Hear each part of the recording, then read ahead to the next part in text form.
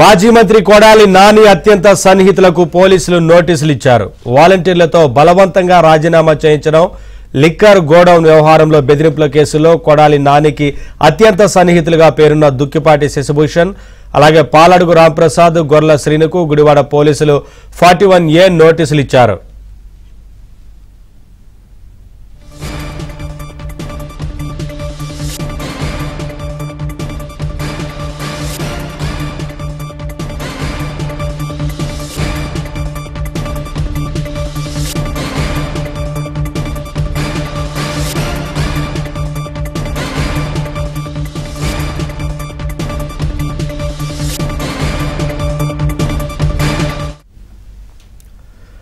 మాజీ మంత్రి కొడాలి నాని అత్యంత సన్నిహితులకు పోలీసులు నోటీసులు ఇచ్చారు. వాలంటీర్లతో బలవంతంగా రాజీనామా చేయించడం, లిక్కర్ గోడౌన్ వ్యవహారంలో బెదిరింపుల కేసుల్లో కొడాలి నానికి అత్యంత సన్నిహితులుగా పేరున్న దుక్కిపాటి శశిభూషణ్, పాలడుగు రాంప్రసాద్, గొర్ల శ్రీనుకు గుడివాడ పోలీసులు 41A నోటీసులు ఇచ్చారు.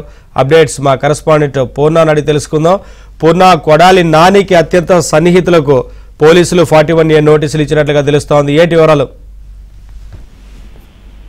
నవీన్, మాజీ మంత్రి కొడాలి నానికి అత్యంత సన్నిహితులకు ఎవరైతే ఉన్నారో వాళ్ళకి 41A నోటీసులు పోలీసులు జారీ చేశారు. ప్రధానంగా చూస్తే కనుక వాలంటీర్లను బలవంతంగా రాజీనామా చేయించడం, లిక్కర్ గోడౌన్ వ్యవహారాల్లో బెదిరింపులకు పాల్పడిన కేసులో వీరి మీద అనుమాన కేసులు నమోదైనాయి. కొడాలి నానికి షాడోగా పేరొందిన దుక్కిపాటి శశిభూషణ్ అంటే కొడాలి నానికి లెఫ్ట్ రైట్ అన్ని ఈయనే తానే మెలుగుతూ ఉంటారు.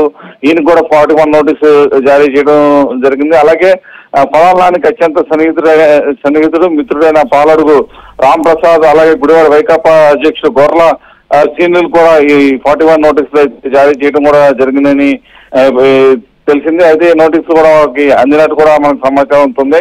అయితే మొత్తానికి ప్రధానంగా చూస్తే కనుక మాజీ మంత్రి కొడాలి నాని, అప్పటి ఏపీ బెవరేజెస్ ఎండీ వాసుదేవరెడ్డి, జేసీ మాధవీలత రెడ్డి తదితరులపై మొత్తం కూడా వివిధ సెక్షన్ల కింద కేసులు నమోదై గుడివాడ పోలీసులు చేసిన పరిస్థితి నెలకొంది.